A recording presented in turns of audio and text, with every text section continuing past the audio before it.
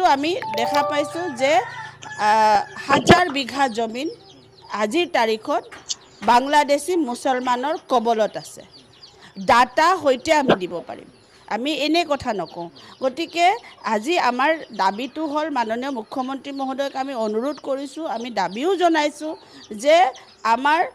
বৰাক ভেলীত বিশেষকৈ মই হাইলাকান্দিত থাকোঁ হাইলাকান্দিত কমসে কম উচ্ছেদটো হ'ব লাগে আৰু হাইলাকান্দিৰ পৰা যিসকল বাংলাদেশী মুছলমান অবৈধভাৱে আছে আজি 1000 বিঘা জমিন দখল কৰি তেওঁলোকে থৈ দিছে যাৰ কাৰণে আমাৰ চৰকাৰী জমিনবিলাক নাইকিয়া হৈ আছে সেই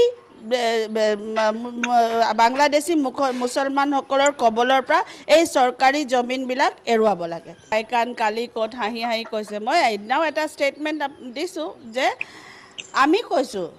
আজি যদি পাইকান হৈছে কালি হাইলাকান্দি হোক